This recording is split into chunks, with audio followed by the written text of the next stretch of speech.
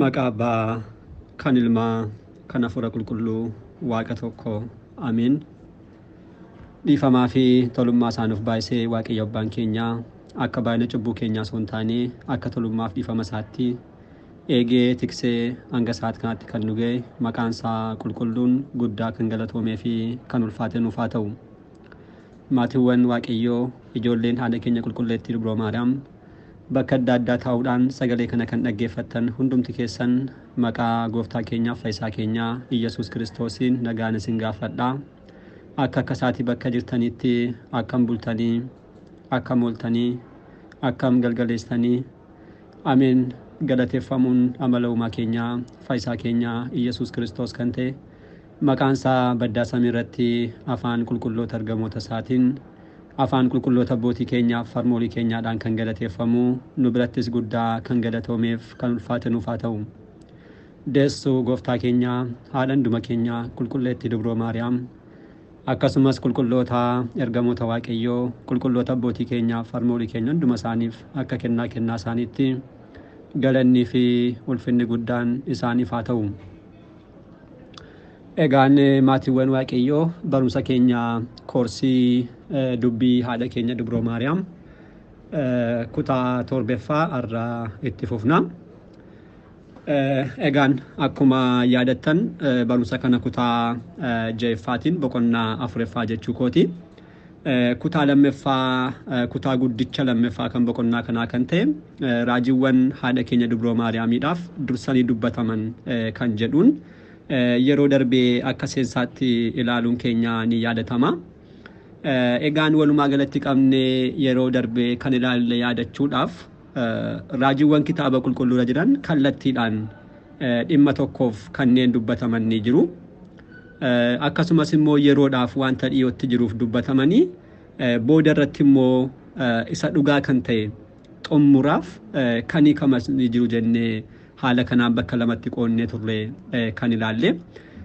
Erga sanaas immoo haadha keenya Dubroo Maariyaamiif dabalatee akkasuma qulqulloota warreen biroodhaafis gooftaa keenyaaf fayyisaa keenya Iyyasuus Kiristoosiifis dabalatee kana hundumaa bira darbee immoo kan akka Yihuudaafaaf iyyuu dursee raajiin akka karaa abboota keenyaa dubbatamaa ture ilaalleetu dubbii dinqii kan ta'e Dubroo Maariyaam irraa wantu raawwatamee hin beekne waaqayyoo qaama isaa adda ta'een dhufee ishee irraa foon fudhatee dhalachuu akkasumas immoo durbi durbummaadhaan deessee kan hin beekne yeroo jalqabaadhaaf kan raawwatamu kana raajoonni waggoota baay'eedhaaf dursanii ija raajiidhaan akka isaan arganis immoo akka isaan galateeffachaa duran kan akka Daawit kan akka Isaayyaas akkasumas warreen biroos akka isaan kaasaa turan kaasneerra raajiiwwan haadha keenyaaf dubbataman baay'ee akka isaan ta'an isaan keessaa immoo nuti barumsa keenyaan gabaabduu ishee ilaaluudhaaf jenne kan yeroo darbe akkuma yaadannu kan jalqabaa ture ilaallee kan dhaabbanne namni hunduu haadha keenyaan Tsiyoon jedha ishee keessaas immoo namni ni dhalate kan jedhu kana nama kan jedhame galanni isaaf haa ta'uti gooftaa keenyaaf fayyisaa keenya Iyyasuus Kiristoos innumti maqaa mataa isaa maal jechaa ture ilma namaa jedhe akka inni waamaa ture tawaayidoodhaan nama waan ta'eef jechuudha goonka nam goonka waaqa waan ta'eef jechuudha. Kana booda immoo ishee keessaa namni dhalate kan jedhamte immoo Tsiyoonidha.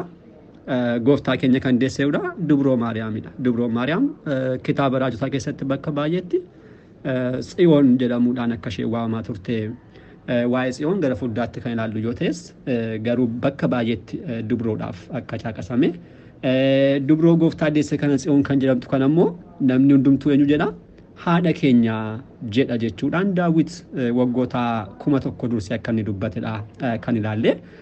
Kanas immoo sirriima gooftaan keenya fannootti maal taasiseera haadha isaa fannoo jala isheen dhaabbattu kunoo haadha kee jechuudhaan Yohaannisiif Yohaannisiin immoo kunoo haadha kee jechuudhaan immoo Yohaannisiif isheedhaaf immoo kunoo ilma kee jechuudhaan kenne hojii haadhummaa mana Yoseefitti kan eegalte fannoo jalatti immoo haadha addunyaa ta'uudhaan akka isheen raawwatte dursee Daawit kan dubbate kun achitti akka raawwatedha kan ilaalle jechuudha.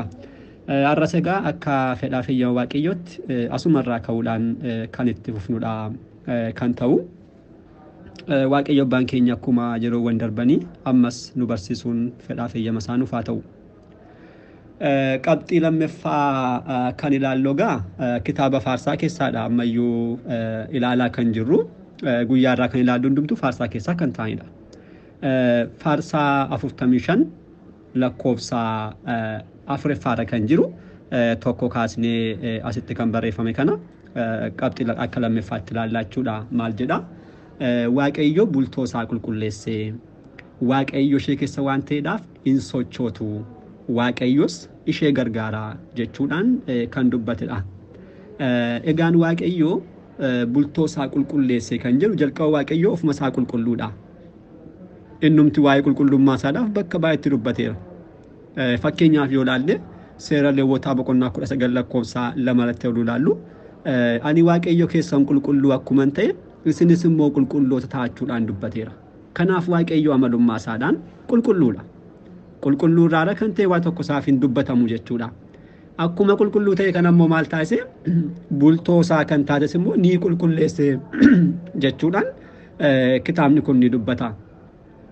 Egaan bultoo isaa kan taate kan jennu waaqayyo kan bule dhufee ishirraatu foon ishirraa foon lubbuu ishirraa lubbuu fudhachuudhaan akka dhala namaatti ji'oota 9 torbee 2 gadamee ishee keessa kan buleedha dubroo Maariyaamidha. Kanaaf ishees immoo maal taasise qulqullummaadhaan ishee eegee qulqullummaadhaan ishee uumee jedha. Kanaaf asirratti kan ilaallu waaqayyo bultoo isaa qulqulleesse kan jettu kuni dubroo Maariyaam haadha isaa akka taatuudhaaf kan filatamte akkasumas qulqullummaadhaan waaqayyo qulqullummaadhaan kan ishee eege kan agarsiisudha. Qulqullummaadhaan eege gaafa jennu jalqabumarraa kaasuutinidha. Haadha isheef abbaa ishee yommuu ilaallu qulqullichi abbaa Hiriyaaqos yaa dubroo ati ejjaan kan dhalatte osoo hin taane gaa'ela qulqullummaadhaan kan argamtedha malee akkuma inni jedhe abbaa isheedhaaf haadha isheerraa kaasnee yommuu ilaallu gaa'ela qulqullaadhaan fuula waaqee duratti namoota qajeeloo ta'an irraatu kan isheen dhalattedha. Achirraa jalqabaachuudha. Waaqayyo namoota qulqullummaa isaaniidhaan of eegan irraatu akka isheen argamtu taasise. Kana booda immoo qulqullummaadhaan bultoo isaa akka taatuudhaaf cubbuu Addaamiif cubbuu Hewaan irraatu adda ishee taasise qulqullummaadhaan ishee geechuudha. Ittaane kan jiru waaqayyo ishee keessa waan ta'eedhaaf hin sochootu jechuudhaan faarsichi kan dubbatu dhuguma dubroo Maariyaam kan hin jijjiiramne akka isheen taatedha kan agarsiisu. Hin sochootu jechuun kan hin jijjiiramne jechuudha. Waaqayyo ishee keessa waan ta'eedhaaf hin sochootu jechuun dubroo Maariyaam osoo gooftaa keenya hin da'in dura osoo ulfaa'in dura yeroo ulfooftu akkasumas erga ulfooftee osoo hin da'in dura erga yeroo deessus erga deessis jechuudha. Durbummaan ishee tasumayyuu kan hin jijjiiramin bakka isaati kan hin socho'in jechuudha. Kana kan agarsiisudha. Kun baay'eetti wanta isa dhugaa dubbachuudhaaf dinqiidha. Dursees wanta hin raawwatamne yaadattu yoo ta'e qulqulluun Gabri'eel dhufee dubroo Maariyaamiidhaan ni ulfooftaa gammadi gaafa inni jedhu dubroo Maariyaamii kan dinqe baay'ee kan nama dhiyoodha gaafa isheen gaafatte. Anis dhiira wanta hin beekneef akkamitti kun ta'uu danda'achuudhaan gaafatte. Jechuun ani durbadha jechuuti. Dhiira wanta hin beekneef kan jedhu kun gara fuuldurattis akka isheen dhiira hin barbaanne kan agarsiisudha. Tasumayyuu dhiiraaf kan hin taane jechuudha.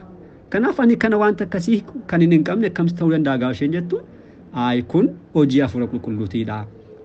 Durbummaadhaan deessaa jechuudhaan itti hime tasuma wanti raawwatamee hin beekne gara fuulduraas wanti hin raawwatamne durbummaadhaan ulfooftee durbummaadhaan da'uu ishee hin sochootu jechuudhaan dursee Daawit haala kanaadhaan faarsaa irratti waaqayyo ishee keessa waan ta'eedhaaf hin sochootu jechuudhaan dubbate. Kan itti aanu immoo waaqayyo ishee gargaaraa kan jedhu immoo gargaarsa waaqayyoodha. Gargaarsi waaqayyoo eenyuma wajjin iyyuu ni jira. Gargaarsa waaqayyoo alatti eenyu dhaabbachuu hin danda'u. Guyyaa har'aa nuti kan deddeebinu gargaarsa waaqayyootiinidha. Gargaarsa waaqayyoo kan argannu mucummaa Sillaasee argannudha. Kanaaf dubroon Maariyaam mucummaa Sillaasee kan nuti argannu maqaa isaadhaan cuubamuudhaan dhiiga isaadhaaf foon isaa nyaachuudhaan kan nuti argannu isheerraa kan argamedha. Kanaaf jalqabumarraa kaasee Addaamis haa ta'u ijoollee isaas gargaarsi waaqayyoo akkuma eegaa turte dubroo waliinis gargaarsi waaqayyoo akka ture jalqabarraa kaasee mana qulqullummaatti ishee nyaachisaa obaasaa kan ture ergamaa isaadhaan waaqayyoodha. kanaaf waaqayyo ishee gargaara kan jedhu kana kan agarsiisudha jechuudha. Walii galatti haala kanaatiin dubroo Maariyaamiidhaaf raajiin kun dubbatameera jechuudha. Kan sadeffaarratti kan ilaallu Tulluu Tsiyoon kan jedhu faarsaa 77 lakkoofsa 68 faarratti ni arganna. Kitaaba faarsaa yeroo darbe akkuma dubbanne kitaaba kan keenya dubbisuu kan qabnu kan mana kiristaanaa Ortodoks Tawaahidoo kanarraatti warreen qopheessan tokko hiikni isaa sirrii miti. Lammaffaadhaatti lakkoofsa bakka haala sirriidhaan argachuu dhiisuu dandeessu. Faarsaawwan akkas tokkotti dabaluudhaan kan argamanidha. Akka keenyatti faarsaa 77dha. Tarii kan biraa yoo ilaaltan faarsaa 78 lakkoofsa 68 waan ta'eef kanas hubannoo keessaa galchaa deemuu qabna. Kitaabnichi maal jedha? Tulluu Tsiyoon ishee jaallate irratti mana qulqullummaa isaa akka Aariyaamii hojjete bara baraafis lafa keessatti hundeesse jechuudhaan kan dubbatamedha. Tulluu Tsiyoon ishee jaallate irratti mana qulqullummaa isaa akka Aariyaamii hojjete bara baraafis immoo lafa keessatti hundeesse. Egaan Tulluu Tsiyoon kan jedhamte kallattimaan kan hiikaa Tsiyoon gara fuulduraatti kan argate dubroo Maariyaamiidhaaf kan dubbatamedha. Tulluu Tsiyoon dubroo Maariyaamiidhaaf mana qulqullummaa isaa akka Aariyaamii hojjete. Egaa Aariyaam jechuun samiiwwan torban keessaa samii gara oliitti argamu. Waaqayyo bakka kanatti argama as jiraata kan isaaf jedhamu yoon taanellee garuu waaqayyo kabajasaadhaan bakka kana jedhameetu qulqulloota abbootiidhaaf haala ittiin hifamuu danda'uudhaan kan mul'atu waan ta'eedhaaf akka Aariyaam jechuun teessoo akka waaqayyootti kitaabni qulqulluun ni hiika. Akkas gaafa jennu garuu waaqayyo as jira achi jira jennu miti. Arjummaa isaadhaan qulqulloota argamoota isaadhaaf akkasumas abbootii qulqullootaaf akka mul'atuun jechuudha.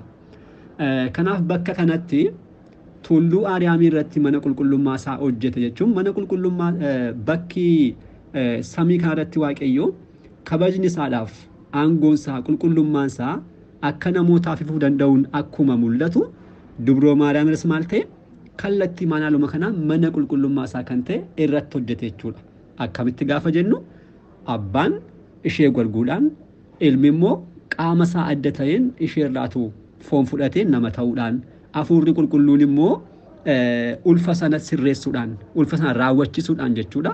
Haala kanaatiin jalqabaaf Sillaasee jennee kan amannu abbaa ilma hafuura qulqulluu dubroo Maariyaamitti kan ifedha. Erga sanaa booda laga Yordaanos tagarree dabarree tulluu Taaboratti ni mul'ate. Barumsa guyyaa gooftaan keenya erga cuubamee booda raawwachaa tureen abbaa ilma hafuura qulqulluu jechuudhaan ifaa dhufe jechuudha. Haa ta'u garuu jalqaba kan mul'ate jechuudha kun karaa haadha keenya dubroo Maariyaamidha jechuudha. Kanaaf dubroo Maariyaam samii Aariyaamii ishee lammaffaa jechuudhaan ni ilaallaa ni waamna jechuudha.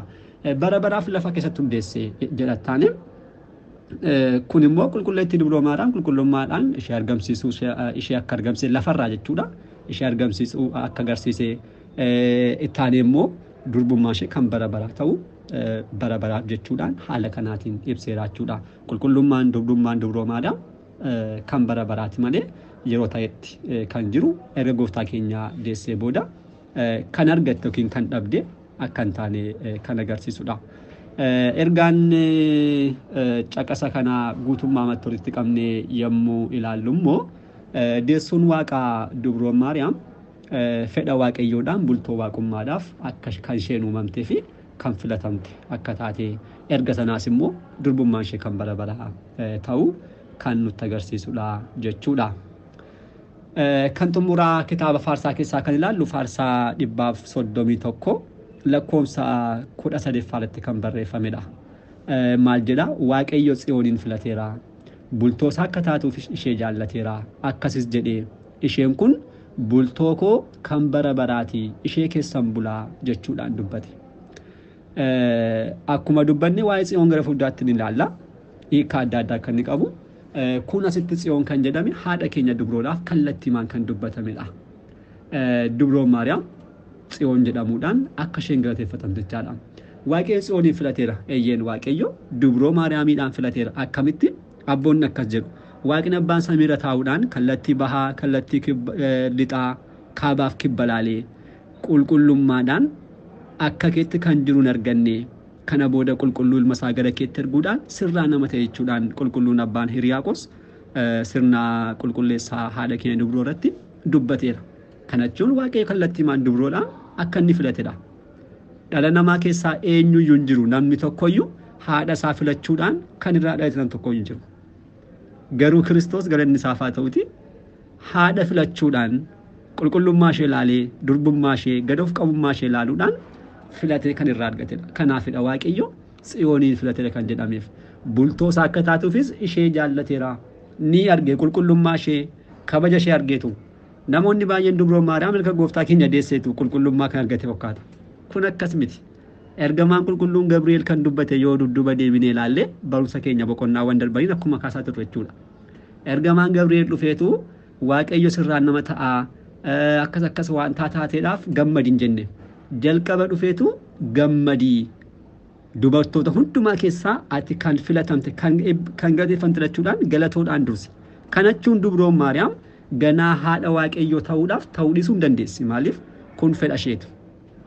Ani garbittii waaqayyoo kunoo asan jira amma jettutti waaqayyoon amantaan kan hundi keenya hin beekna mitiire dubroon Maariyaam gaafa yeroo isheen eeyyeen akkuma jecha keenyaaf haa ta'u ani garbittii waaqayyoo kunoo asan jira yeroo isheen jettudha haadha waaqayyoo jedhamuudhaaf kan geesse malee sana dura isheen haadha waaqayyoo hin taane.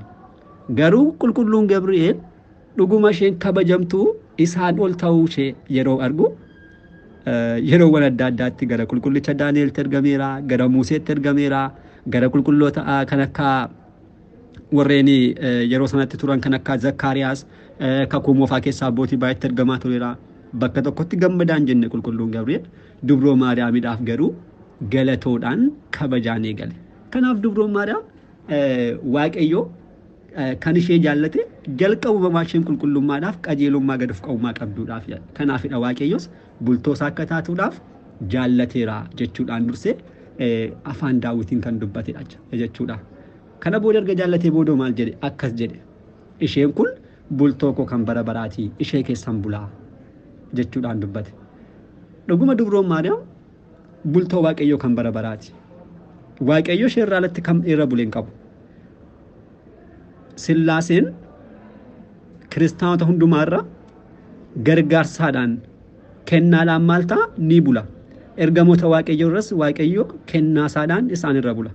Garuu foonsaadhaan kan irra bulee qofadha dubroo Maariyaam jechuudha. Kanaaf kun bultoo waaqayyoo kan bara baraati dubroo Maariyaam kan bara baraati. Tokko namoonni katama magaalaadhaaf jechuudhaanii kun boqonnaa 8ffaatti kan itti deebinu yoo ta'e iyyuu magaalli bara baraaf jiraattu hin jiru kun kallattiimaan asitti kuffisnee darbuu dandeenya. Biyyi lafaa ni dabarti, magaalli ni dabarti.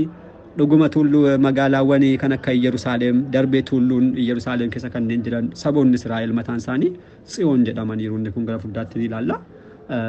Garuu dubroodhaaf kallattiimaan waaqayyoo filachuu ishee bultoo shaadhaaf akka isheen taate ishee jaallachuu darbees immoo dhugummaadhaan maal jedhee dubbate kun bultoo koo kan bara baraati ishee keessan bulachuudhaan haadha isaa dubroo Maariyaamiidhaaf waggoota 1000 dursee haala kanaan raajiin barraa'ee ni arganna jechuudha.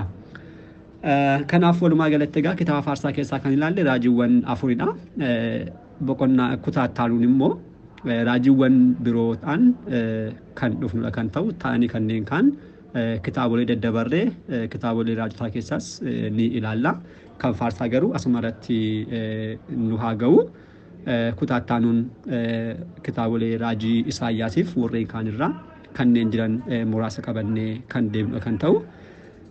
Har'aaf asuma irratti nu haa ga'u. Sa'aatiin keenyas geera waan ta'eedhaaf abbaa sagalichaa kan ta'e waaqayyo abbaa keenyaaf galannii fi ulfinni guddaan isaaf haa ta'u. Eebbi kadhannaan gargaarsi haadha keenya dubroo Maariyaam hunduma keenya wajjirraan haa ta'u. Kutaattaanuun hanga deebinutti nagaa waaqayyootiin turtii gaarii galanni waaqayyoof.